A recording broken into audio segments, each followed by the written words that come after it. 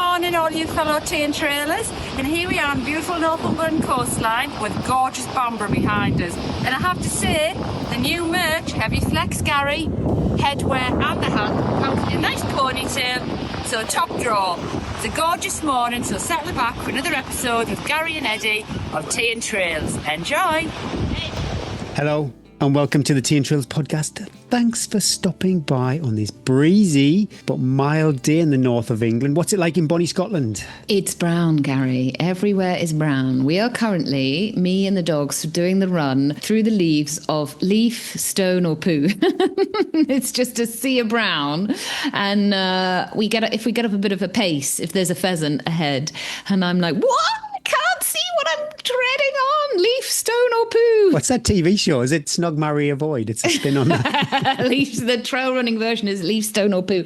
It is mild, Gary. I can't see the hills from my office today. It's just dank. It's wet. It's muddy. I don't think you need weather. You could just say, Eddie, how many washes are you doing per day? And at the moment I'm doing 2 because every day those children come home with the wettest pee kit and it's just scrunched up in a bag in their sports bag. And I open the bag, especially when they've got football boots in there too. The smell, Gary. I mean, I've got a strong nasal capacity for smells. I quite enjoy something really smelly. Like I love a smelly cheese or a smelly stable. Rex is smelly. Yeah, doggy smell, love it. But football boots that are wet and have been in a bag all day and then get slung towards me. So the weather report is 2 washes a day at the moment. It's muddy. It's a bit dank. We're not talking about it. No, I'm just George is very protective over his space. I don't know what your kids are like, but when he's out, we just have to release the gas, open the door for a couple of hours before. It's a special smell, a teenage boy. A boy smell when you go in the bedroom and you're like, oh, there's something dead in here. Oh no, it's just my child. Well, you asked for intros last week and our listeners I think I demanded.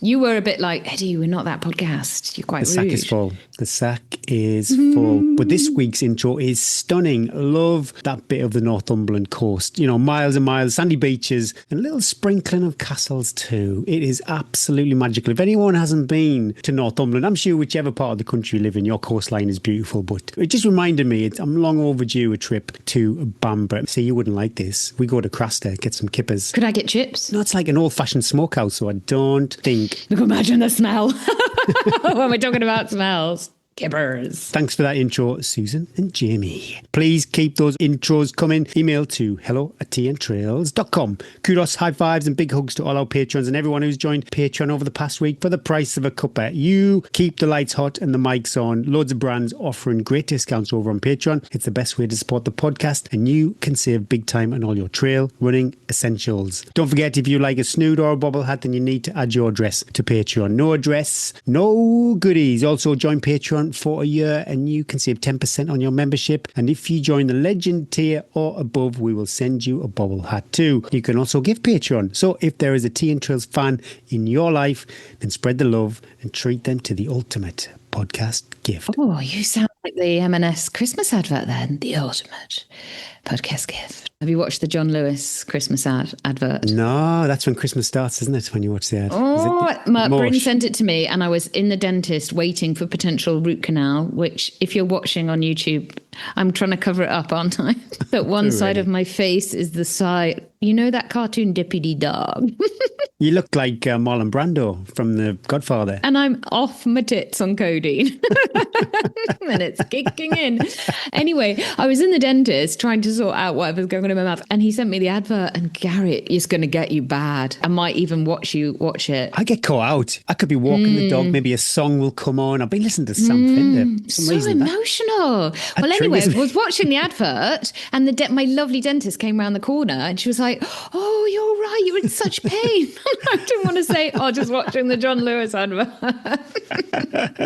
Excellent. Well, you'll be pleased to hear I have caught up. Oh my goodness me, I spent so many hours on Sunday. Oh, Gary, you're a legend. Nudes in envelopes and bobble hats, so hopefully you either have them or they are on the way. But as soon as you catch up, kind of chasing your tail again. So back on story of our life, isn't it? Yeah, not like literally. There must have been about 100 snoods left this house. But that's brilliant. Thanks everyone for joining Patreon. Thanks to X Miles, Precision Fuel Hydration, Harrier Trail Running, Phoenix Light UK, and Protein Rebel for sponsoring this week's show. X Miles is a family-owned independent endurance sports retailer that provides nutritional goods, apparel, and accessories to help athletes perform and recover at their very very best. X Miles offers a wide range of high-quality products from leading brands, and their team of nutrition experts, cyclists, runners, and outdoor enthusiasts can provide expert advice and guidance to help you reach your goal. Whether you're a seasoned athlete or just getting started, X Miles is the perfect place to find everything you need to succeed. Listeners can get 10% store credit at www.xmiles.co.uk via the link in the show notes. I'm going to the Girls on Hills weekend, a winter ultra weekend this weekend, Gary. And so I have added, and we're going to be talking about how to eat and drink in the winter out on the hill. So I've added a load of stuff into my X Miles basket of stuff that you might be able to snack on when the weather gets cold. You've got gloves on your hands. What would I go for? I love a stroopwafel. Yeah, that was number one in there. I was like, you can't go wrong. And even if it got a bit solid, you could moisten it in your mouth. Not today. I couldn't moisten anything in my mouth. I won't give it away because I haven't done the talk yet, because otherwise people go, let's not bother going to that talk. We'll go for a run. We heard it on the podcast. There's lots of good ideas over there. And I love the fact with X Miles that you don't have to add loads of stuff. You don't get a box of stuff and then go, actually, I don't like it. Thank you to Yugoku Projects for producing our wonderful Tea and Trails. Cat, pop over to Yugoku Projects. If you like one, don't forget patrons receive 20% off. Also, you lovely listeners can enjoy 10% off with the code T10. All the discount codes head over to Patreon, teaandtrails.com, or check out the show notes where you'll find our link tree. People were asking, you need the Patreon app on your phone if you want to see. They are pinned to the top. Gary does his job properly. People doubt you, Gary. Doubt Eddie? Yes. It is there. If you've asked Eddie to do it, it won't be done. But if you've asked Gary, it will be done. But you need to go on the Patreon app on your phone, and then it's pinned to the top, because I always look, because I use the sports shoes discount code at least once a week. Do you brush your teeth before or after breakfast? After. Only psycho killers would brush their teeth before. No. Ooh, no, well, you've got to clean the food out your mouth. First thing I do, brush my teeth. I would brush it first and then brush it again. I always brush my teeth, even in the morning, to say that, before I go on an early dog jog, just in case I ever met anybody and they would want to engage in chat with me. And then I'd be like, oh my God, bro. Maybe your oral predicament, Eddie, you should brush before breakfast in the future. My mum gets so fed up because her dentist listens to the podcast, and every time she goes, he's like, in her teeth going, so Eddie's been doing really well with her running recently. And she's like, could you concentrate on my teeth, please? He's not my current dentist, but this is where I've forged my habits. He said you probably only need to brush your teeth once a day in the evening. Oh my No, shut up. I know, we ignored that. But where I did change a habit was brushing before breakfast. Okay. And I think his theory was once you've eaten, then you activate the kind of acids and stuff like that in your mouth. And when you brush your teeth, if it's directly after you've eaten, then you're kind of brushing enamel off your teeth. I'm sure that's the way I understood it. Could be completely wrong, but I'd love to be corrected, yeah. Gary's sort of accusing me of poor oral hygiene. My oral hygiene is very good, and my teeth problems are not due to rotting teeth. They're due to the fact that I had a very dodgy root canal done in France when we first went there by a dodgy dentist, and she actually left bits of the needle in my gum, and it's still there. It sounds like a turkey teeth story. I need to go and basically have surgery to get this bit out, and I think this is what. So it's terrible. It's poor Eddie. Pray for Eddie. Pray for Eddie, and I'm still here showing up. Gary went, we don't have to record. I was like, can you imagine? You do some talking, and then I can moisten my mouth enough and stop dribbling out the side of it, and you can tell me what you've been doing. Running wise, I had a Anything. solid week. To be honest, I prefer the other stuff to the running stuff. I like what you've been watching, what you've been snacking on. It must be like 40% running these days. But runner-wise, I had a solid week. I think 88 miles in total if you include the walking. There's a few dog miles Don't in there include too. the walking. That is cheating. I don't include my... I But must when have I done look like at- 40 miles walking last week. Never would dream of including that in my... But when I look on my app, when it's clicked onto the next week, it's either the computer or the app. I'm not too sure where it is, but wherever I look at it, it only gives me the grand total. So that is why. Let's just use that then. I love it. Sounds impressive. But 18 hours all in all, and if I added in the stair stepper verse, put me over 10,000 feet of elevation. What so I'm about not how gonna- many times you got up your stairs at home as well? Do you add that in? Oh, Eddie, that's going to go in my notebook. Put that in a notebook.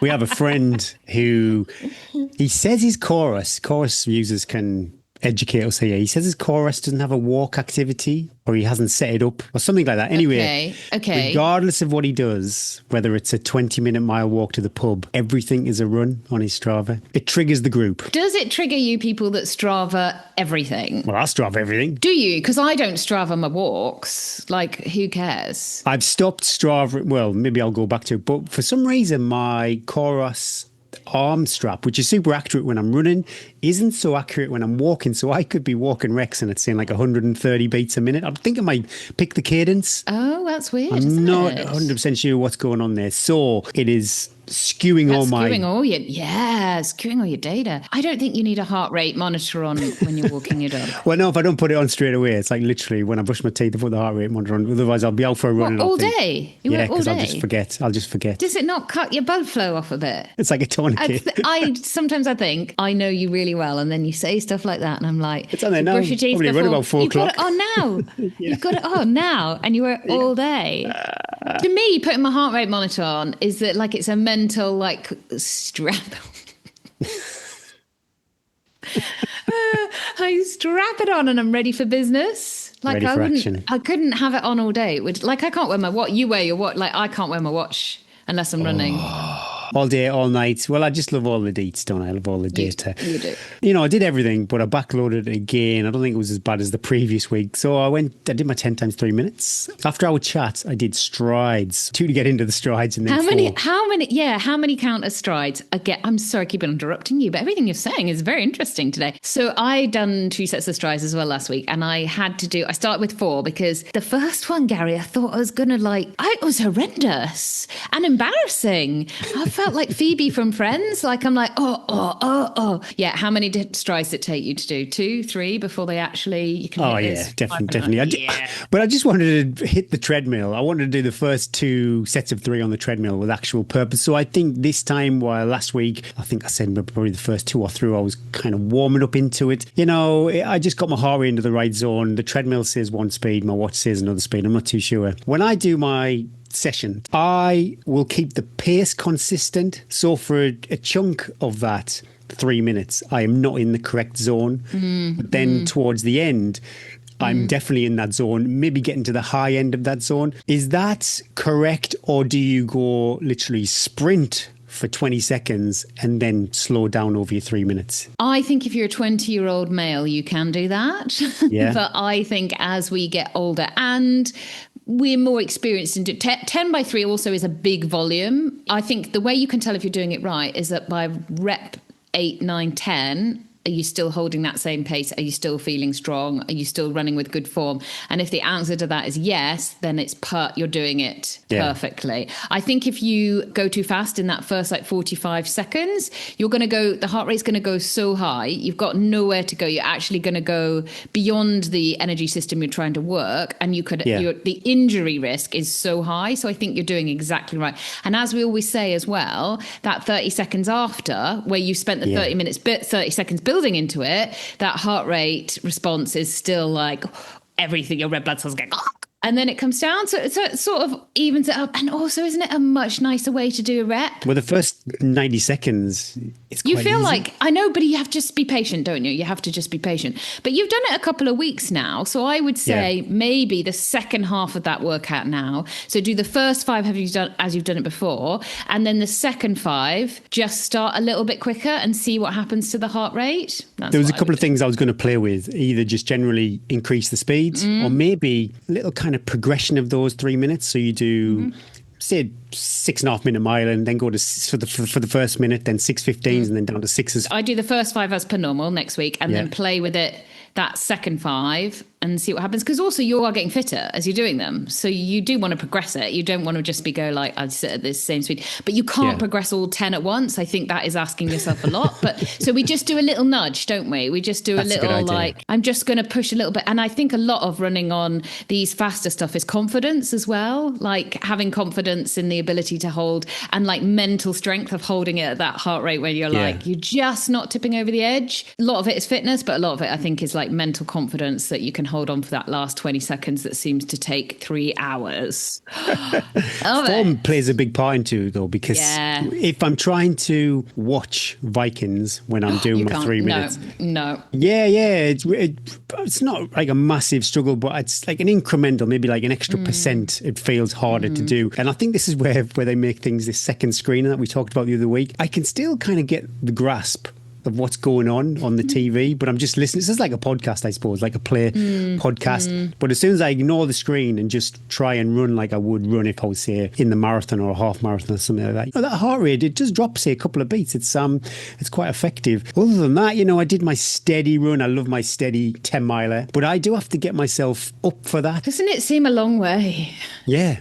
Yeah, because like I thought, I'll just do the village loop and then I'll do this. And then all of a sudden I was like, well, I've got to go to Castle Eden now. Then I've got to go around here. It was like just kept on tagging on mile after mile. So it's gone from being like an easy mental load to something I have to kind of build for. And that's probably what I'm going to do today. So I'll be feeling like a champ. But yeah, you go back to the treadmill, that 30 minutes, I Googled workouts for marathon runners. Might put elite marathon runners in there. So these are like 2 times 6 miles or something like that. I just curious of the volume that these people were doing, but I think for someone my age and with my remember, you're only as good as what you can recover from. So that 10 by 3 is massive volume, and that's why I'm like only push the second half of the workout when you're really warmed up, because that extra bit, those extra heartbeats you're going to ask for, you're looking at 3-4 days recovery.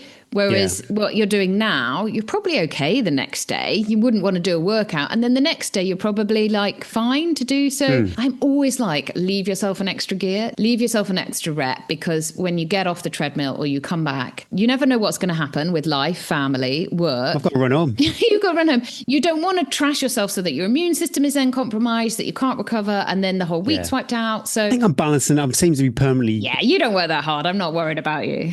Well, the 4 years of podcasting, I've always had a snivel, but I seem to be, I skirt around. Yeah, probably I'm jinxing it. These steady runs, I think they definitely are a workout, and it does put me in a different energy system than I will ever be on. I did mine this week on the treadmill at 10%, and I ran for an hour at 145 heart rate, and mentally that was a lot harder than my main session, because it's just hard, but it's not really hard. So you can watch something on YouTube, but you're just watching, you're going, oh my God, 17 more minutes, and I just want to step off the treadmill. But then I think of Richmond to that horrible road crossing where you just got to keep running when you don't want to keep running, and you just got to keep running. Well, when you've got a purposeful run, you really have to be mindful of the route, because you don't really want road crossings and stuff like that. You want to keep your heart rate in that zone if possible. Or if you do want a little cheeky rest, then maybe put it. Then maybe like, I'll go that way where the gate is, and then I'll just check my phone quickly. I suppose the highlight running wise was probably the dreamy coastal run on Sunday. I had such a lush day on the northeast coast. It was beautiful. I always think, like as a kid,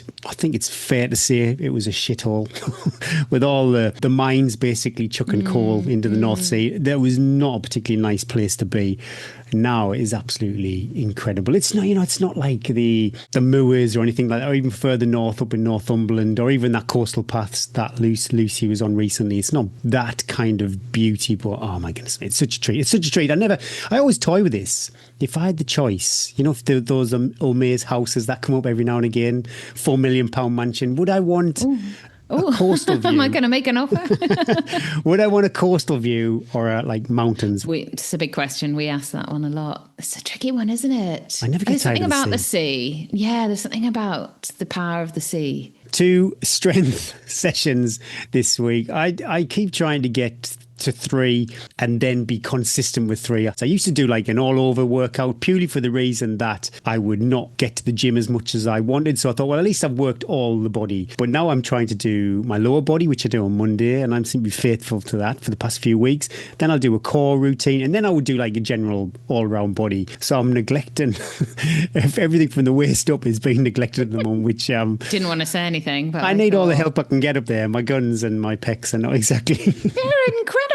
But feeling good. I'm still eating rubbish though. We mentioned about going to Grill and Chill. Do you remember last week? So George and I, we did. Grill and Chill. We manifested it. We had the Grill and Chill grill box, and Rory would have loved the protein content. What was the protein? A lot of chicken. Rory came back from school yesterday and he was like, Mum, My protein. My protein today said I had chicken for lunch. I don't think it was chicken, Mum. I don't know what it was, but the protein content was. Oh my goodness, He's like, mate. it's not good. I need to get home. I need to smash the protein. I was like, oh, all right, Ross, calm down. And then he said something to me in the car. We're coming around the corner, and he is like, Mum, what's wrong with you? Not answering. I'm like, it was like 7:30 at night. I was like, I was running on this road at 5:08 this morning. I'm a little bit tired now. And he's like, tiredness? You're old. You're not growing anymore. You don't need sleep, Mum. You just need more passion and more protein. Is he like listening to David Goggins or something? It was really made me laugh. He's like, you don't need sleep, Mum. You don't need sleep. You're not growing. You need to get up. You need to get up at 2 a.m. What are you doing? 5 a.m. He's ruthless. I think I could, like when you get like voice notes from celebrities saying happy birthday, you could just get Rory just going, you're weak, you're pathetic, you don't need sleep, you need to get up, look at your protein. You lousy piece of shit. Pretty much. He said to me, I just disappointed him at every turn. That chicken, Mum, there was no protein in that chicken. I don't even think it was chicken. Well, for some reason, if the Sutton boys end up in East Durham, I'll have to take them to Grill and Chill. Oh, please. I'll send them over. So what did you have at the Chill and... It was a grill and chill. It was a grill box. So basically chips, breads, loads of dips. Oh my goodness me, the garlic sauce. And then various grilled meat. And you just eat it there, or did you take it back? I don't know. We went home and binged on about 6 episodes of Chad Powers on Apple TV. It was incredible. It was good though. It was very naughty. I'm kind of like celebrating meat here. That's not what it is about. I do try and limit my meat, and meat should be a treat. And this was my once a week meat treat. And yeah, George and I. Next morning, was there anything left in the box? Did you do like a finger lick around that? Not sausage. Yeah. Even Rex got some. Rex had it. I was going to say, does Rex here? Oh, you'd have loved that box. I got unfriended on Facebook. The only reason why I knew is because then that person popped up as someone you might know. Is it someone I know? No, and it was fair enough. I thought it was fair enough. We know each other through running. We have nothing else in common. It still, I must admit, it still was like, ouch.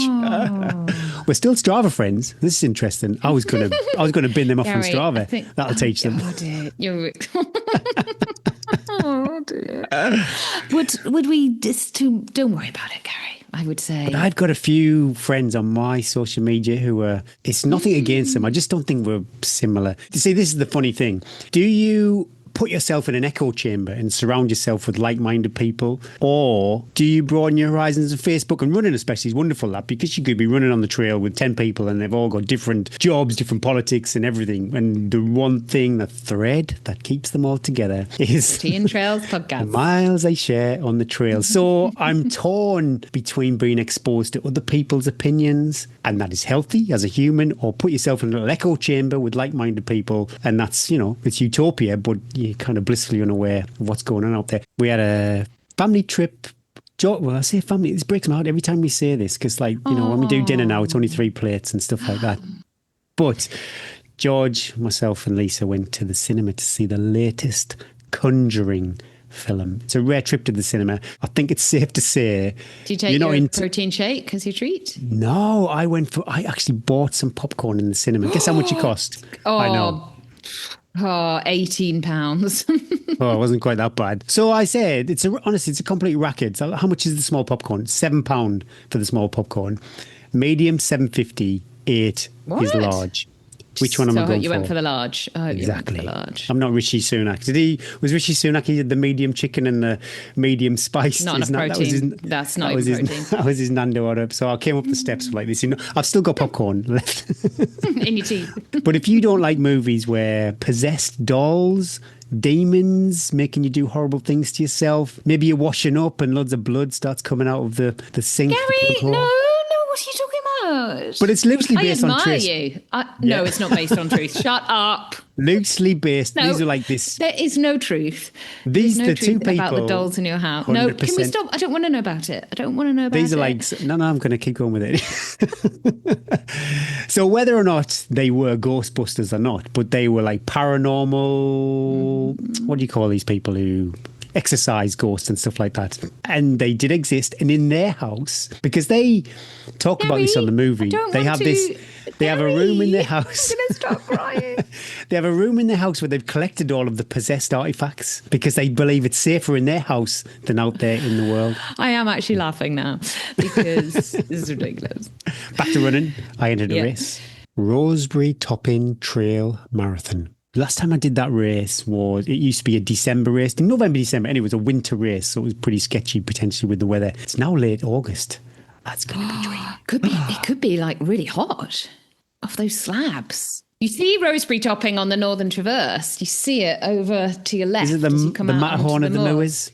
Yeah. Beautiful. Oh, Don't it's go such a off it, treat. though. It's such a treat. But am I wrong? People go to shout at me. Is it quite runnable? Like it looks like a smooth, I think if you're probably 20 years younger, you're fresh. And better you just run up genetics, it then once. maybe you could run it. I've seen people run Okay. up it. I Okay. don't run up it. It just looks from a distance like it looks like you'd think, oh, a lovely smooth gradient.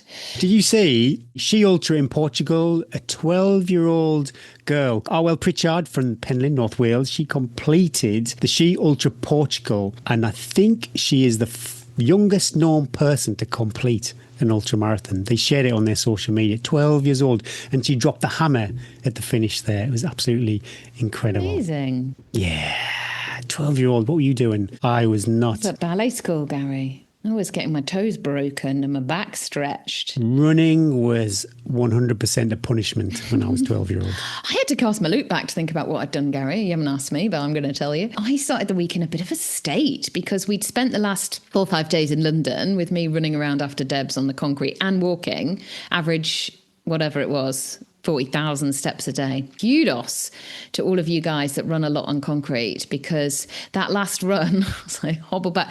I really only did it because I knew I was going to sit on a train all day and I wanted to eat all the snacks and I didn't want to have twitchy legs. So I was like, if I do a run, then I'll just have to take the edge off myself, Gary. Are you like that? I'm like, if I'm going to sit down all day, I've got to take the edge off this. Otherwise, I'm going to feel awful. We came back from London. Did I tell you this last week? We watched the entire series of Celebrity Traitors the whole way. Is it good? Yeah, it's good. We're waiting for the final. It's on so late, Gary. It's on at 9. So Monday was a bit of a wipe off with a long train journey. So then I was got to try and fit in because I've made this strange promise to myself that has no bearing on anything, that I will do my 3 bikes a week because I really think they're helping me and I really enjoy them. To me, and this is personal, like I think I need 3 a week to get fitness gains on the bike. 2 a week is fine, but I think 3 you get some gains, you get some watts. We got back late Monday night, had to get the dog sorted, the Tesco shop arrived, blah, blah, and then Lucy's like, let's train at 6 o'clock on Tuesday morning. Anyway, if you're going to vibe with someone at 6 o'clock in the Tuesday morning, it's Lucy. I just love watching her watts as I'm looking at my watts and just being like,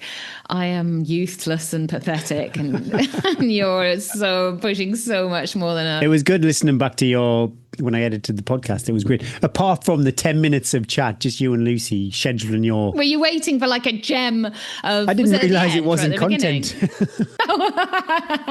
Are we still recording? Yeah. I didn't want you to miss out, Gary. Probably what people think about our whole podcast. It's just these two like scheduling a thing. So that was quite tough first thing in the morning. And then I had a busy day of catch up. Everybody knows when they've been away and then busy, lots of like, we'll do that on Tuesday. And so I decided to put my run straight off the bike. So I just set the treadmill and did good steady effort, 6 miles, smashed some gels down, and I loved it. And that was like an hour and 3/4 session done by, I think I was done. Must have been done by like 7:45. You come out and you're like, oh, that's day. incredible. It's a day. Nobody was away. Every day I hope for that.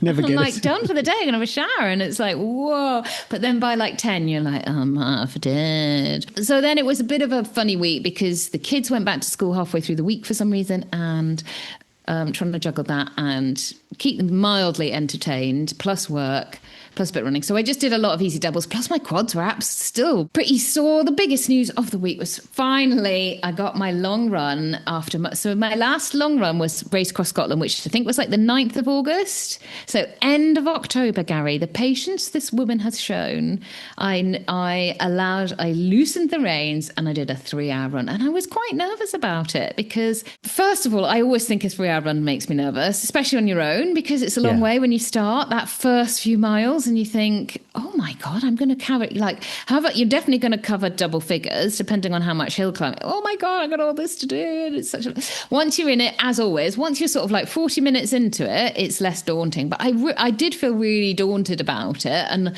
how I was going to feel. So off I went with my little knapsack, fully loaded at the front. So I just had like waterproofs in my back and a survival blanket and a token head torch. Still haven't turned on my eat, drink alarm every half an hour. And then about halfway through, I thought, I think I should do this every 20 minutes, not every half an hour. Because I found in the last few minutes, I was reaching for the gel. I was at all the, whatever I was snacking on. I was a bit hungry. So I think I need to do it every 20 minutes. So I'd sort of planned an out and back because I thought if I feel tired, then it's easy. I can just turn back. It wasn't super hilly. So I went sort of like 6 miles out on this lovely, classic Scotland through the glen track. And I got to like the shepherd's cottage and there were dogs everywhere, Gary. I didn't have my dogs with me and they were barking and I was like, oh, I can do it. I like stood there going, and I always find this hard when you plan a route, and then I started turning back and I was like, so now I'm going to have to change my plans and be on the fly. That's part of it, isn't it? I hate it. So anyway, I knew there were 2 other tracks on either side. So what I thought was going to be like a flat run,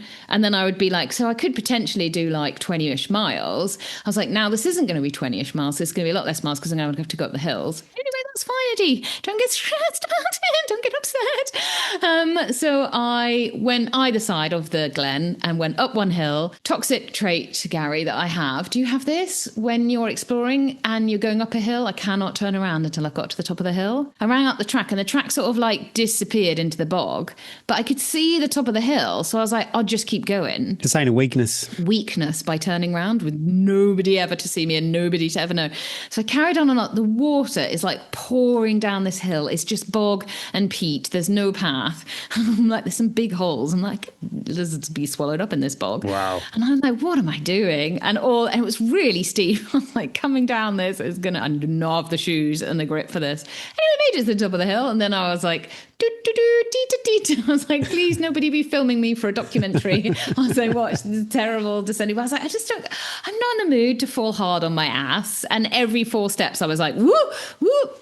Anyway, then I got down on the track and then I went up the other side and I set again, another toxic trait. I started running up the hill. Again, no reason. I was like, I'm not walking. I'm running this whole hill. It was 25 minutes long, Gary, this track. It went on, on and on. So I was like watching my heart rate. So I was like, don't go too high.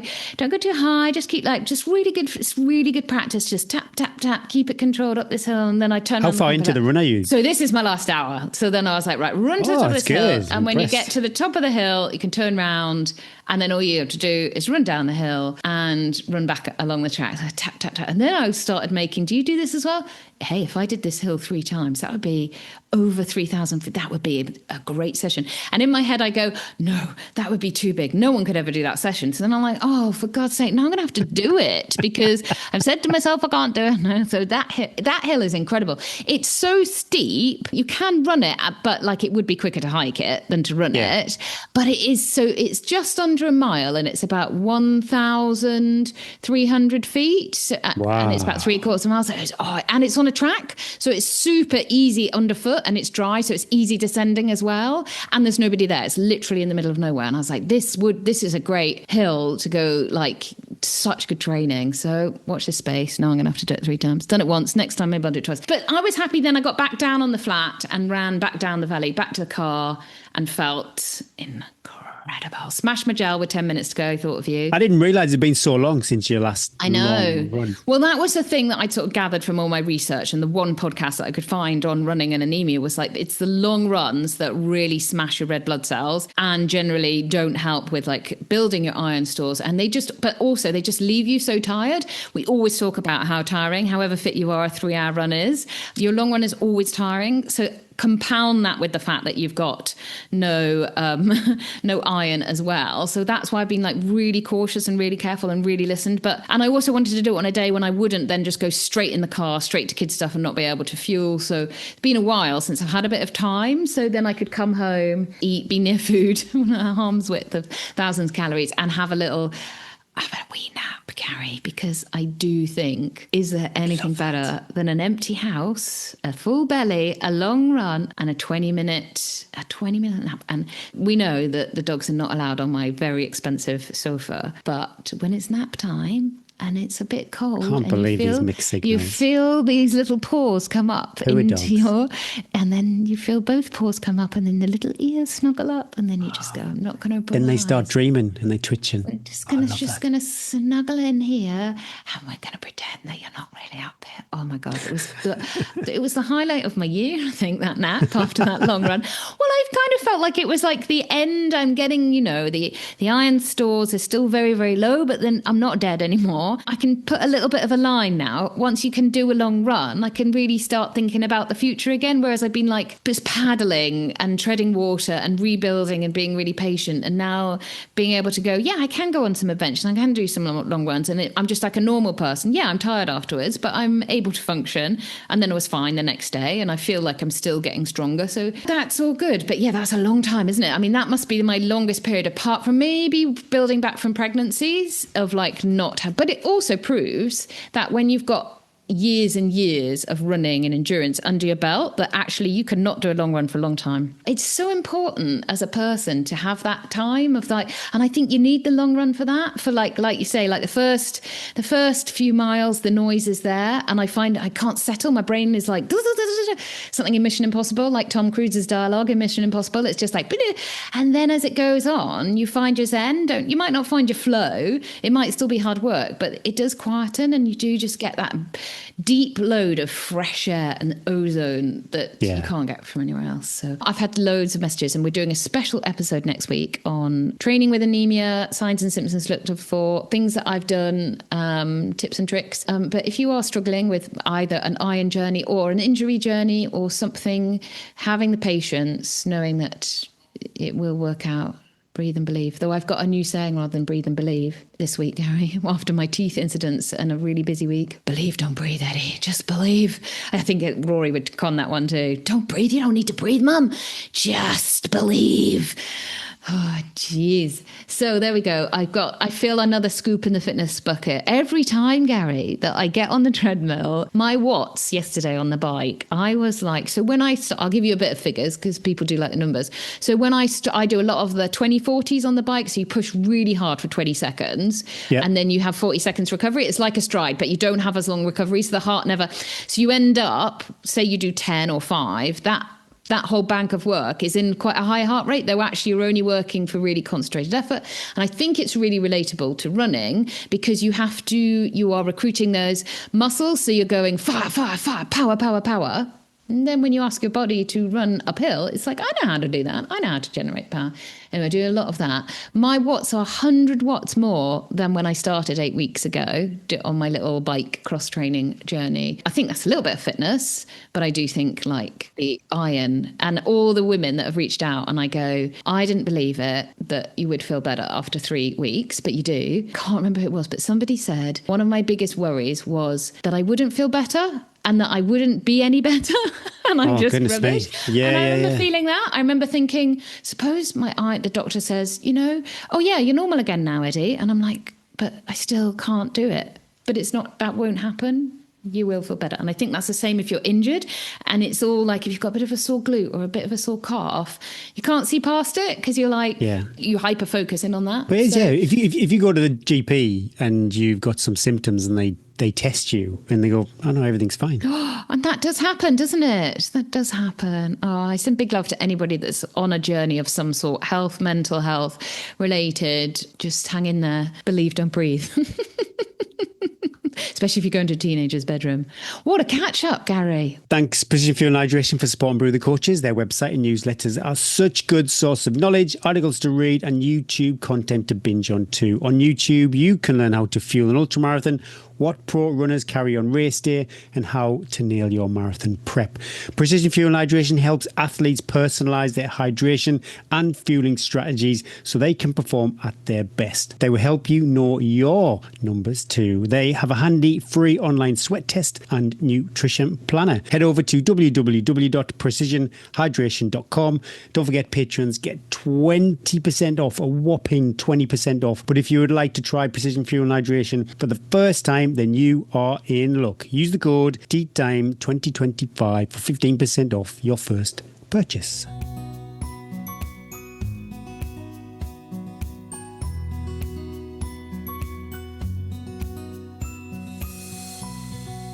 This week's Brew the Coaches question comes from Fiona Innes. I've just completed the Speyside Way Ultra 100k and kept great pace until 65k. She was doing 610s to 620s per kilometre. Then all of a sudden, everything got a bit difficult. Oh, we know that feeling. Do you have any tips on how I can build on this to ensure I suddenly don't just drop to 850s per kilometre? There was a lady I was running with at the start who did a run-walk for the whole race.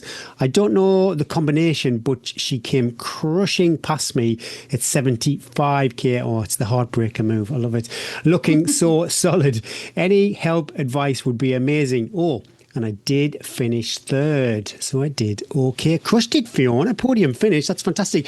65k is a long way. You're going to have muscle fatigue, glycogen depletion, probably mental fatigue, maybe even a slight pacing mismatch. And I'm not too sure about you three. I always see a drop off in pace. I looked at my splits, saw my cardiovascular, my heart rate for pretty much every race. That's a long race. I just can't get that kind of force that I could for the first 50k of a race. Can't wait till Northern Traverse then. Well, yeah, I'm keen on this. I'm keen on this answer.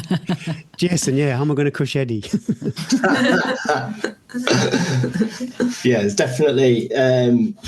I would say a few things going on, possibly. Perhaps not looking at a specific thing in isolation, because that can lead us down a bit of a blind alley sometimes. But a lot of the time it can be a combination of small things just adding up. With such a dramatic drop in pace, it possibly does lean towards fueling and hydration. If it was a more gradual decrease in pace, then I would suggest that's predominantly more muscular fatigue and muscular endurance. Yeah, I think considering all of those things, like you just mentioned, Gary, pacing's a big one. Pacing, muscular endurance, fueling and hydration are big things to look at. Also, pre-event fatigue as well. So how much fatigue were you carrying into that event in the first place, and how much fueling was on point leading into the event, as well as hydration as well. So there are lots of little things to sort of consider that will all add up. Generally, if it's a dramatic drop in pace, I would say pacing and fueling are the two key things there. Again, consider how much you're taking on board. Are you taking on board enough fuel? Eddie mentioned 60 grams an hour minimum. And again, with hydration, a rough rule of thumb would be 500 ml an hour, plus or minus electrolytes, depending on how you felt, being a salty sweater, etc., how hot it was and stuff like that as well. Obviously, the third place, is a really good performance, and being able to hold that pace for so long earlier on. But I'd say there's some pacing work to do there as well. Yeah, that race is quite flat as well. I've just realised the Speyside Way, it's quite a runnable route. I'm wondering if you've gone off a little bit quicker than maybe you intended to, or maybe you were ready for, in terms of what your training looked like. Yeah, 65k is not something that you would regularly do in training. So you're not going to know necessarily what too fast is, but I would suggest that if you dropped that sharply, that was too quick for you on that day. And sometimes it's hard for people sometimes to hold back at the start of a long race. But I think, judging by what you've done here, look at that next time. You might be feeling really comfortable, but do look at your pace a little bit. Don't just go on effort if you're feeling really comfortable, if you've tapered well. If you're feeling good on the start line, it's very easy to go too fast on a flat race like that. So learn from this and try and rein it in a little bit. Don't worry about what Walk Run Lady is doing. Do what you need to do. I think Walk Run Lady, the reason she did so well and overtook you is because she was obviously overall pacing was better for that particular race. So I would look at your long runs as well. Do you ever do your long runs as anything other than just long, slow, easy runs? Or do you add a little bit of race specific stuff in there? So something that works really well is adding a sort of a pickup in pace towards the end of your long run, or making a long run more progressive, so that you're doing what you're going to do on race day effectively. On a 100k race, you might not speed up, but you're going to feel like you're giving more effort for the pace that you're going. So try and do that in some of your long runs. You don't need to do it in all of them. Save it for days when maybe you're feeling good and it's very race specific. So if you were doing a training race for the Speyside Way, go out onto the Speyside Way, training run, do a couple of hours easy, and then for half an hour, pick it up just the other side of easy. So it's slightly uncomfortable. If you were running with someone who was a touch faster than you and you could stay with them, but it was a little bit hard, it's that kind of effort. And then 10 minutes cool down at the end, something like that, just to get that sort of build that muscular endurance, rather than just doing all your long runs easy and doing hard sessions in the week. That could be a good one, because you need to sort of callous your body to working at a harder effort for longer. And that's a nice way of doing it, I think. It might be that the pace actually stays the same, but the effort feels a lot harder towards the end. You're losing the endurance in the muscle fibers, so you're losing that elasticity. So you haven't got the same bit of bounce that you might have had when you set off. So that's a really important aspect to train, and that's a good way of being able to train that. I actually accidentally stumbled on my Hardmost 55 from 2017 on Strava the other day, because there was some segment on there that I was like, oh, I wonder what that is. I'd averaged just a shade over 10-minute mile pace for the whole thing. But when you look at the back end of that race, I was still doing a solid pace. I was picking the pace up, and it's not all because of that. I trained well for it, whatever happened on the day, it was a good day. But I'd done a lot of those sort of training runs where it was a long run and it was a bit harder at the end. And it just, again, and mentally as well, it just makes you go, I've done this before. I can feel like I'm working harder. And it's all right. I love a spicy finish on a run. Yeah, I just want to pick something out from Fiona as well, for Fiona and everybody else as well. Is the sudden, she says, suddenly everything got a bit difficult, which brings up my fueling red flag, because I think there wasn't a gradual decline. I tried to find her on Strava just then, but my Strava won't let me in. But it sounds like there wasn't. And I think if it's a sudden change in mood, pace, feelings, general strength, then I think a lot of that is fueling related, and you need to go back, think about your fueling, and really work out what you actually did in the first half. And if you're running just that little bit quicker than your easy pace, it's much harder to fuel. You use the fuel differently, you burn through fuel quicker, and then it can all get a bit messed up. So I think a lot of this is probably all related, but I think go back and have a look at your fueling as well. Be realistic with yourself.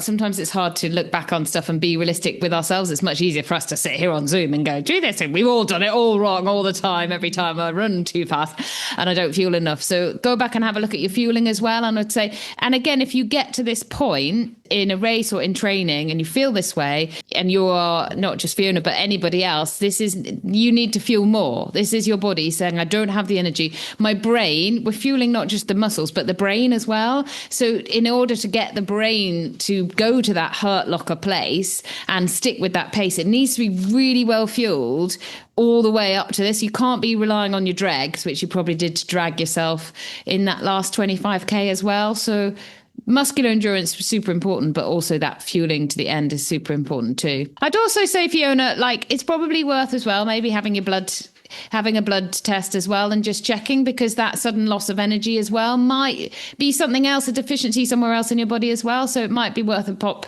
to the doctor's surgery and just checking your iron, checking your B12, checking your vitamin D and all that as well. Good luck, Fiona, but you are crushing it. Podium finish. Crushing it.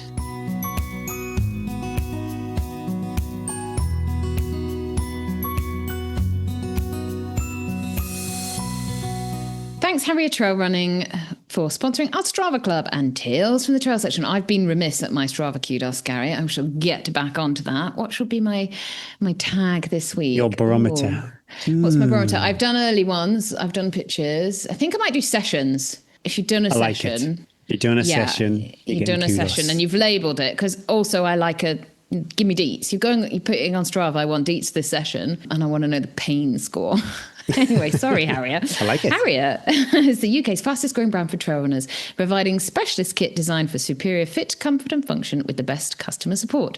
Check them out for race vests, waterproof poles and other trail essentials at www.harrietrunfree.co.uk, where you can also download your free copy of our How to Run an Ultra guide. This month, we're highlighting the Exmoor 2.5 layer waterproof jacket. It's the season where people are thinking about jackets, wanting a new jacket. Christmas is coming up, but also needing a jacket to pass that kit check. The Exmoor 2.5 weighs in at just 236 grams, delivers serious protection without slowing you down. Perfect for long training sessions, mountain trails or ultra distant races. And it comes at a really great price tag of $94.99 for a bit of jacket investment. If you'd like to save 10% on your purchase from Harriet, then use the code T10 for 10% off site-wide, or check out their brilliant trail bundles for a special 20% off. Do you think these people that run all these miles, they're listening? It's your Strava. You can do exactly what you want with your Strava, but they collect a lot of clubs, so they can't be engaged with everything. They're we part had of to a do club. some culling of that, didn't we? Because when we used to do it, some people might not remember this or be. Well, this is why we just spin the wheel. Yeah. Yeah, leaderboards, didn't we? And now you. it's the same I see people you every doing week. this. How long this takes you? You do amazing doing this. First up in the Strava club. It's a shame, actually. The Strava leaderboard, there's thousands over there, which is phenomenal. But the leaderboard only shows us the top 100. So there's so many people who never get a shout out, which is a bit of a tragedy. Kevin Davey, first up in the Strava club. 56.4 miles for the week, with the longest run of 32.5 miles and total elevation of 4,718 feet. Kevin is a request to follow. I think that 32.5 miles could be the OTT Ultra in Wales. I'm unfamiliar with that race, but I did do a bit of digging, and the distance and the elevation seem to stack up, so maybe the results aren't out, so I can't double check. But either way, wow, 32.5 miles. Next up is Sana Duthie, and that is a complete coincidence because Sana is a Harrier pro athlete. But Sana did 85 miles for the week with the longest run of 27.3 miles, 8,894 feet of vert. I was gushing about my coastal miles. Sana crushes. Glorious coastal miles, day after day. I was also drooling at Sana's Strava bars. We talk about like training and consistency and workouts. I think the secret sauce with all of this running is consistency. And if you look at Sana's Strava, wow, the bars are just click, click, click, click, click. She is crushing it. Last up is Sam Foster, 60.7 miles. So the longest run of 11.5 miles and 2,730 feet of vert. A bit of this and a bit of that for Sam. Bike, weights, yoga and running. I loved his workout. Hot 30s. I wish I had more energy to do this, but I really amuse myself by calling people's workouts when I write them in Training Peaks different names. I don't often do it because, life, but I like this. Hot 30s. That's what AI's for. You could just rinse it all through AI. Give you incredible. Oh my God. You got a 15-minute warm-up. Then you got 30 seconds hills with a 90-second recovery. So Sounds like walk my or jog. bikes. Times that by 15 and a 15-minute cool down. I like hills with friends. I do like if you can find a trail which you can squeeze half a dozen people on. I really enjoy hills, like a group workout. And then do you start at the back, then do you just push past everybody going, excuse me? Well, I might start quick and then they all catch me up. Yeah, I think that's more likely. We've got a birthday shout out. Sally Hart. Hope you had a fabulous day, Sally. It's always good to see Sally. She has got great energy. I get a hug from Sally when I bump into her in the trails. Last time I saw Sally, it was Robbo and I were coming off the fell going down into Braithwaite. Yeah, happy birthday, Sally. Good morning, Eddie and Gary. I would like to shine a light on the beacon of inspiration who is my wonderful wife. Debs has been running for 169 days straight as part of her GOB 365 challenge to raise both funds and awareness for breast cancer now. She is running a minimum of 10k every day for a whole year whilst holding down a stressful full-time job, running a household with 3 teenagers and an 11-year-old and a self-employed husband. Oh my God. She To is be clear of the a legend. magnitude of this, 5 out of the 6 of us are neurodivergent. She has also occasionally needed to get up at 2:30 a.m. to fit these runs in due to the work commute in London, a 6 a.m. train to start from where we live in West Yorkshire. Finally, and here's the real heavy flex, as October was Breast Cancer Awareness Month, Debs added an additional challenge of doing a half marathon on every Friday, Saturday and Sunday, including a sub-2 Manchester half on day 150. A total of 13 half marathons in just 1 month. This amazing woman is my rock, my best friend and my entire world. And what she is doing after all she's been through is nothing short of exceptional. The full story and weekly updates of her journey can be found on her Just Giving page. That came from your husband Terry Lambert. Yeah, I'll pop the link in the show notes. Oh my goodness me, what an inspiration. 2:30 alarm clocks, all that other stuff going on too. That's inspiring. Some people might go, they feel inadequate because some people are absolutely crushing it.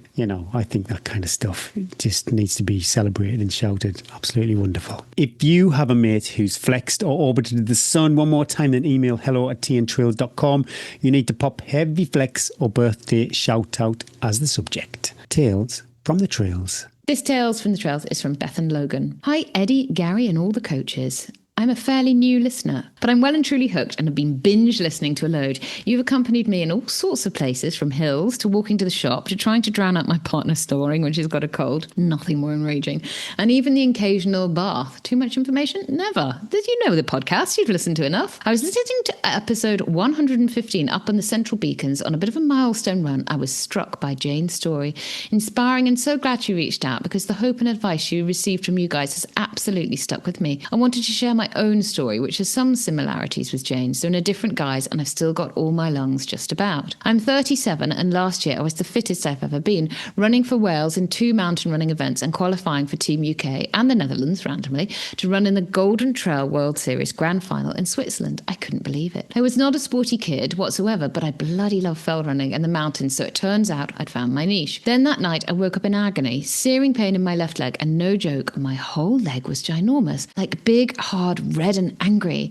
I was totally baffled and slightly fascinated as I crawled around the house the next day and sent a photo of my big fat leg to my family WhatsApp group. Look what I've got. Now, I don't know about you, but that's exactly what I would do as well. Our family WhatsApp group is the place for sharing inappropriate stories and asking for people's opinions that you won't listen to. My sister happens to be an A&E consultant, and she immediately replied with, "That could be a DVT, better get it checked out." Oh yes, and especially when a family doctor is concerned about you, you know that's quite serious, because normally they're like, "What do you say? Can't see the bone, carry on." I was like, DVT, that's what older people and people who do lots of fights get, right? Not runners, that's for sure. 4 days and a few test scans and many hours in the hospital waiting room later, I found out I was in fact a runner with a huge blood clot in my thigh. I told there was a chance that a part of the clot could break off and go into my lung, but they didn't make a big deal about that bit. I was sent home with tablets to take and advised to keep moving and elevate my big fat leg as much as possible. 5 days later, it was still very much swollen and rock hard, and then I started coughing. Had a bit of heavy breathing going on, and then later a few stabbing chest pains. I spoke with my sister again. She said, "You better go back in." I was okay chatting and hobbling about and not keeled over or anything, but after a lung scan and a bit more waiting, I suddenly got wheeled off into a hospital bed and then onto a high care respiratory unit with lots of other people who looked a lot more ill than me. I now had a huge blood clot in my lung. I spent the next 3 days in the hospital being wheeled to the toilet, on a commode of all things, because I wasn't allowed to walk 200 metres to the toilet. Then eventually let me out, and I've been giving myself injections twice a day since then. The dosage for someone twice my size. It turns out my kidney function is excellent, like a newborn baby, which is great, except it meant all the blood thinners were getting cleared from my system too quickly. Now, 3 months on, I've literally just been given the all clear to start running properly again, as the blood clot had put such a strain on my heart, so I'd had to keep my heart rate low until recently. But it seems my heart and lungs have now recovered, though of course my fitness has taken a hit. I've been doing a lot of hiking in the hills, including an SKT, I love this, slowest known time, of the 110k plus 5,000 metres of, Gary, Ron Mindu, I'm sorry, Welsh people, route, a member of a local running club put together. The FKT is 16 hours something. I walked and camped it in 4 days, carrying everything I needed and meeting members of the running club along the way. They accompanied me on different sections, which was great. Like Jane, isn't this ringing true at the moment? There was no roadmap for a return to running, so I had to make it up as I went along, which basically involved being cautious, starting with very short flat runs and now progressing onto very slow hilly runs. Hence the milestone run in the Central Beacons listening to Jane's story. The first time I've managed to get back running in the hills since the big fat leg gate. I was thinking about Jane and everything she's been through, and I loved what I think Trish said. Why not you? So impactful. We have to think of ourselves as new runners and discover what's a new us running look like. And that can be an exciting challenge in itself. Is that Lisa? Yeah. I want to get to know what new running me looks like, and I hope Jane enjoys discovering that too. I also like the idea that going through something tough means that we are even more ready to face tough challenges ahead, whatever that now looks like. I'm a big fan of challenges, self-created, given by others, invented for others. I have a whole stash of them. If I could make it into a full-time job, I would. And for me, this has been the latest challenge in what I hope is a whole load more. I was a bit of an interval junkie before, but with all this aerobic-based training I've been forced to do, maybe it's time to start thinking about running a few more ultras. I also want to raise awareness about blood clots in runners and how to prevent them. Hydration, breaks during travel, healthy eating, active recovery, just generally good stuff. So I've been working on a short film to tell my story and spread this message. When it's ready, I'll send you the link. I'd love for this issue to be discussed on such a platform as yours, because blood clots in active people doesn't seem to be discussed much. It definitely wasn't on my radar. Great resources here at www.stoptheclot.org. Oh, Bethan, thank you for sharing your story and the details. And I love the full circle of this, that journey, and your positivity spin on it. And you've come out the other side. And I hear you about the roadmap and how frustrating. But I also think as runners, we are so in tune with our body. We are our own worst enemy, because we're so in every day we fight the battle of like, I'm fine. Oh, it's a bit achy. It's a bit, you every single run you're like, oh, I'm a bit tired, but I'm going to go out for my run. And that can be in our detriment as well. And so then finding a roadmap to be healthy and be patient, it's huge, but you do always come out when you've done that as a stronger and a better person, because you have taken ownership, and also you have listened to your body and you're at one with your body. So I've no doubt, Bethan, that you are going, whatever you decide to do next, that you're going to be stronger. And I do agree as well. I have had a few friends that have blood clots, and you have to be very careful. Like lots of people flying straight after races when they're very dehydrated, very, very dangerous. So it is definitely something to think about. And we look forward to seeing your film about it as well. Hi, Eddie and Gary. Way back on episode 97, you posed my question to Brew with the coaches. My son was heading up to Newcastle for a bone marrow transplant, and I wanted to know how best to keep my fitness in that extremely stressful time, which the coaches, as always, answered beautifully. Following that episode, Eddie, you reached out and put me in touch with a truly wonderful Patreon who had offered to support me while up in Newcastle by funding a gym membership so I could have access to a treadmill for quick workouts when I was not in the hospital. This was a godsend. That hour when I could fit it in was my escape and meant I could clear my head, de-stress and get a sweat on too. So I was hoping you could give a massive heavy flex to the wonderful Dr. Grace Robinson. We plan to do a race together next year. Maybe, apologies, Matt, maybe the Tea and Trails Ultra. Pick another race. Despite a very stressful start to this year, I did manage to take on board what the coaches said and tried to do an hour a day, treadmill, heavy weights, de-stress, for the whole 4 months of Jasper's hospital stay, which meant I kept a good amount of fitness, so much so when we got home in May, I signed up to GB Ultra's Beacons Way 100 mile for July, giving me some focus between weekly hospital trips to Cardiff and allowing me to get into the mountains for some real de-stress time. 4 months of treadmill running turned me into a wild animal let loose on home trails, and I really enjoyed the training and reappreciating where I live. Taper done, race day here, and I had a blast, smiling the whole way through, much to the annoyance of the zombies in the checkpoints at around 85 miles, where I shot in, filled my water bottles, had a dance and left. I finished the 103 miles, 21,000 feet route in 32 hours, still smiling. My next heavy flex is to my running partner who came out and crewed me. Not only did he do this clocking up well over 200 miles driving between checkpoints, but but he also found the time to volunteer on checkpoints while waiting for me to arrive. Massive heavy flex to Stephen Vaughan, top crewing.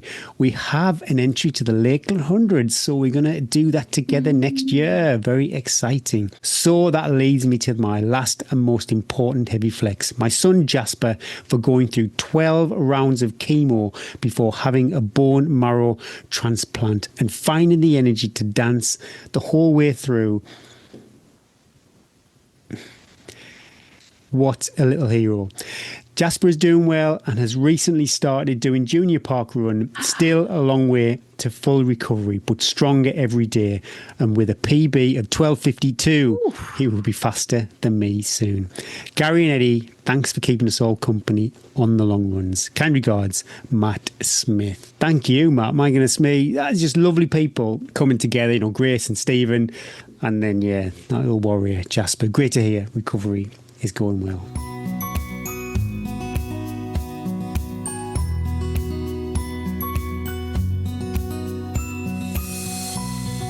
Thank you, Protein Rebel, for bringing us home with our new feature, the top 5 sections. You're in my top 5, Gary.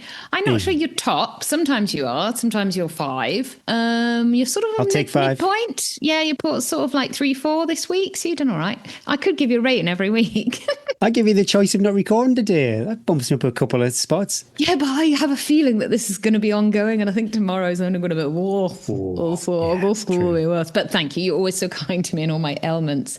Protein Rebel, gentle on your stomach, driving your performance, whether you're trying to get a PB, training for your first marathon, breaking world records, dressed as a rhino, or completing your 100th ultra. Protein Rebel products easy to digest with no artificial additives, providing both performance and overall health benefits. And I'm absolutely sure that Protein Rebel want this added to their sponsorship slot.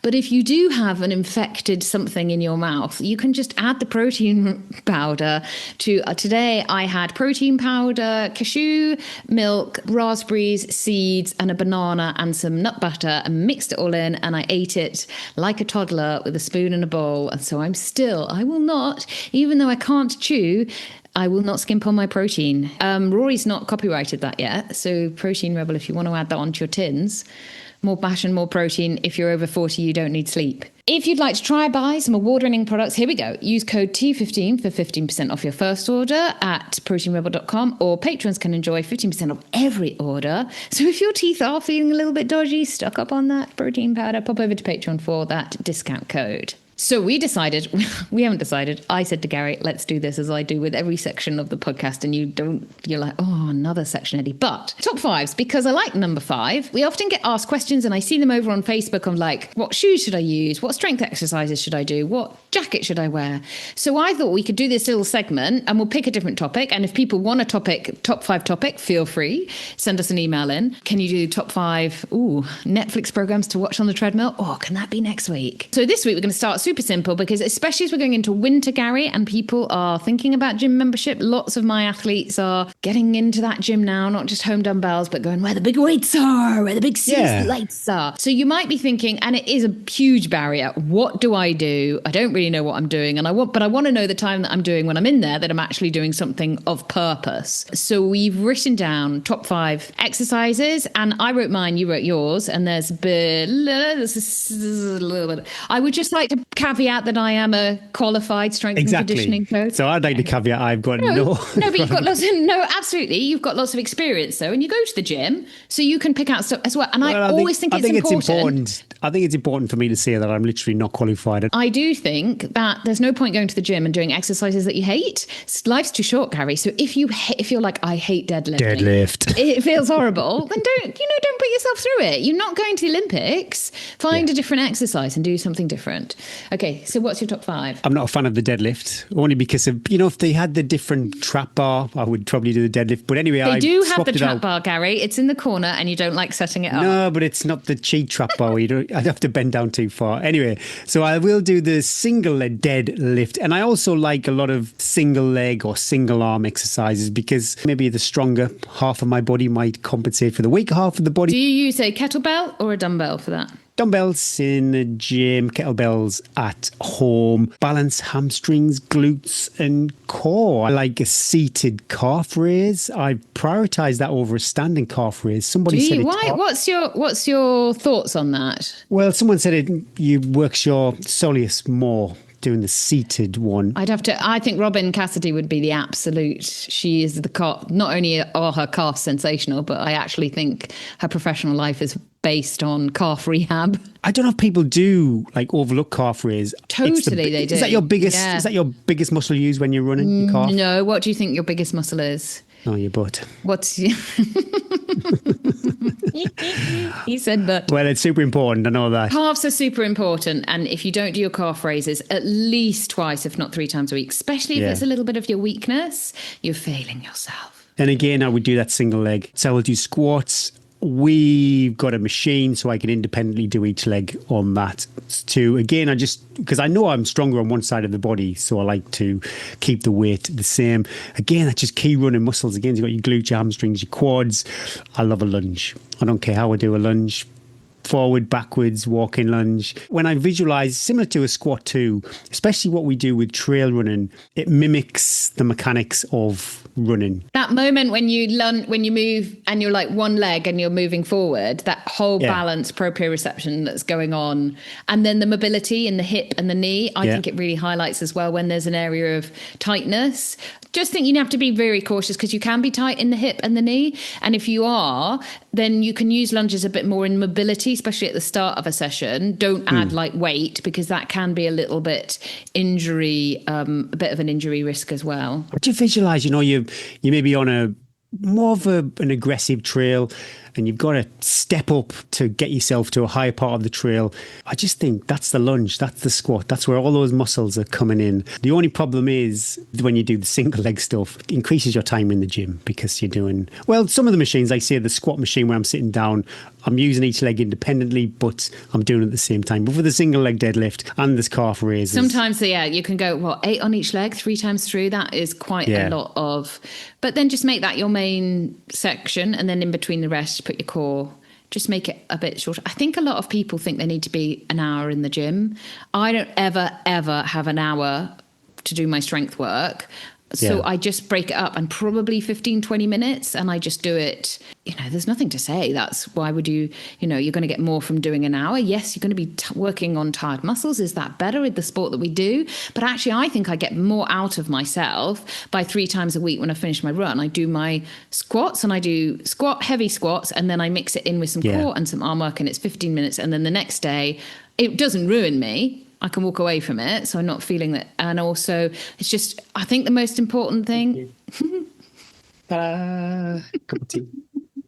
Love a cup of tea delivery. I think the most important thing with strength work is to get it done. So if it's the way that you get it done, if an hour slot is when you go to the gym and you hammer that out and you only get once a week, do it. Anything done is better than none. So my list is very similar to yours. I just put some together so that I could have more than 5. I think your biggest main exercises need to be squats and deadlifts, whatever that looks like. So important. For running, there's loads of different variations. Make sure you're comfortable with it. If you're not sure on your form, if your gym's worth anything, weight and gold, there should be a PT around. There's lots of videos out there, but there should be a PT around. Start with nothing, no weight, nothing, and then add a bar, add a dumbbell. The Smith machine, which I think is what you might use when the bar is attached. And so... No, I don't. I know what you mean, though. No, but that's a really great way to learn your trade of squatting. The only thing, as I find with Smith machine, is if you've got the bar yourself, you're not only stabilising that bar, but you true to the weight that you carry. A Smith machine is once you're under the bar, you can't move because you're stuck in that plane. So squats and deadlifts, then anything single leg, like you've said. Deadlifts, split squats, single leg squats. Another one we've got, a single leg step up with a weight. That is incredible. That glute burn. And if you don't come all the way down, so you just touch the foot, drive back up, and you get a little bit of a workout as well, your butt will look amazing. Hip thrust glute bridge. You didn't mention this one. Don't know if you do this, but really important. Yeah. If the gold star of this is using the barbell, but there is a bit of a setup. You've got to get the barbell, you've got to put weights, you've got to get under it. It's a little bit tricky. We've got a machine. It's great. Exercise. Yeah, some gyms have a machine. I just have to set it up. and I have to push my bench against the wall, otherwise I'll go flying back. But a really great exercise. You can go quite heavy on this as well, so it is a proper strength exercise. I add in a lot of upper body work too, because I think as trail runners we would neglect this a lot. If you're doing a long race with pet weight, a spine race, any sort of race that requires Lakeland 100, those packs are heavy. Using poles too, yeah. Using poles, you've got to have, if you're not strong in your upper body, the first thing that's going to go is the shoulders are going to come forward. And what does that squash? The biggest thing you need is your lungs. So you want to be able to hold that weight and open up your lungs. And the same with the poles. If you're climbing, you want to be able to use your arms. If you're pulling yourself up, if you're doing scrambling. I mean, I think the Pennine Way has 1,000 styles as well. You've got to pull your ass over those styles. I keep the upper body really super simple. And I do the upper body as my kind of like in between my heavy weights. So I'll mix it up and I'll do like 3 or 4 exercises like a superset. So I'll do something like bicep curls into a lateral raise, into a shoulder press. And I'll do that quite heavy because I think as well, your arms aren't as fatigued. So, and also I like having muscles in my arms because I've got boys. So I need to be able to shove them around. And then just like you, a single leg calf race, straight and bent knee. And you can add weight to this or you can do it non-weighted depending on fitness and general calf health. So don't make it complicated. Do what you've got and do it rather than don't do it. Start off with no weight, add a little bit of weight as you go in. I got asked this week, like, how do I know if I'm lifting the right weight? And basically, once you are actually lifting weight, the last couple of reps should be, just like when we're doing intervals, the last couple of intervals should be hard but sustainable. If you lose form, it's too heavy, the injury risk is too high, the next day you're going to be sore. When you first do weights, you probably are a bit sore the next day or the day after. Repeat the same program. Don't make it fancy. You can do the same thing. Your body will get stronger. You don't need to keep changing the exercises. Keep it simple. Get in, get out. Do your weights. Do them now. Also, if you do them over the winter, there is studies that strength stays with you. So when you take the weights down when summer comes and you want to be out in the mountains, out in the hills, you've got your big races, that strength will stay with you. You don't need to carry on doing strength as much as you do in the winter. Oh, Gary, well, the excitement about this too. What is going to happen? I've just got to wait till basically it's hanging out my mouth. Getting back into the rhythm of life this week, Gary, after a 2-week half term, catching up, finding my vibe, finding my winter rhythm, which is a bit, thank you. Bryn's just handed me a cup of tea and he's disgusted because, do you know what I do? Is I leave the tea bag in when we're busy and then I just leave it on my desk. So there's a little pile of tea bags and he's just... Gels last week, tea bags this week. You're an animal. I'm a dirty rat. I'm finding my winter vibe. That's what I'm going to say, Gary. And that's what I'm going to call it because life's a little bit trickier when it's dark. We all know. I don't find the motivation to train goes. It's my second session, my evening session is always going to be inside because it's always going to be in the dark. And I've already done one outside. So they're all nearly in the dark because I train at crack-ass in the morning. And then as everybody who's busy at work and with families and stuff, like we don't get the vitamin D in training. That's when the long runs and the stuff at the weekend is so important. So finding my vibe, finding out what works and just stacking the bricks. And I've been really thinking about what I want to do, Gary, and whether I've just come out of a bit of a health crisis and the thought of digging myself into a hole for Northern Traverse again quite soon when I'm just getting back healthy is going to be then a month recovery and I've just got back into like being healthy again. Do I want to... I think we all have to think about this a little bit more. Like, you know, I've said I'll do it. I'm not saying I'm not going to do it, but I'm going to really think about doing it and the consequences of doing it. And I've done enough of the long ones to know how awful it is afterwards and what a hit it takes on your fitness and your health. And I'm not sure, do I want to do that again? It's important to see these signs and the signals. I think it's important. Yeah, so I'm just going to carry on training, build. It's not fun, is it? The grind, but I do love it. I thrive on training. Do I need to do a race, Gary? I've enjoyed, I've mentioned so many times, Swaledale. I enjoyed Trail Outlaws last week. I'm really looking forward to the trail marathons down at Hardmoors. I think I need a race, but do I need 100 milers, 200 milers, 268 milers? I'm not too sure about that. The community, I know you're good to see your friends, but it really pressed home, especially Trail Outlaws, because that's kind of local to me. Reconnected with some people who I'd not seen for a long time. Yeah, I don't have that because I don't have any friends. So even if I went to races, I wouldn't know anybody. Thanks for tuning in. We love you. We love you for listening. And if you've got to the end, wow, We salute you. Share the episode, share the pod, share the love. Pop over to Instagram, Facebook, and YouTube and subscribe, or even consider becoming one of our awesome patrons. Thanks to X Miles, Precision Hydration, Phoenix Light UK, Harrier Trail Running, and Protein Rebel for sponsoring the show. Here's our discount codes: T10 2025 for Shocks, T15 for Protein Rebel, T-Time 2025 for Precision Hydration, and T10 for Harrier Trail Running. Thank you to our partners, patrons, and all you listeners. We couldn't do this without you and your ongoing support. Good luck to everybody out on the trails, racing, training, recce's, solo miles or miles with mates. Good luck to all the hard movers, runners, volunteers, John and Shirley too. Hope Gothland is awesome. Gothland, my Finnish family, they went to Gothland because they were fans of Heartbeat. And I didn't know this, but also Harry Potter fans should defo enter this race too. I've got this from, must be the North Yorkshire Moors Tourist Department. A must-see is a celebrity station which became Hogsmeade Station in the first Harry Potter film and featured as Aidensfield in the ITV programme Heartbeat. Is Heartbeat still going? I used to love a bit of Nick Berry and Heartbeat. I loved Heartbeat, and that was the era when the leading actor would also sing the theme tune as well. Was it Minder, Dennis Waterman? Soldier, Soldier. Oh, classic. I used to love that. I could be so good for you. I love that. What they don't do it now, does it? Well, Will Smith, he did it. Fresh Prince of Bel-Air. I'm trying to think of Should be done more. You should sing the theme tune to Tea and Trails. Well, you sang the Eminem song. That still goes down in history. I still get DMs about that. Let the trail and tarmac rise to meet you, and the wind always be on your back. Be kind to your future self, breathe and believe, roll with the joy, and the miles will look after themselves.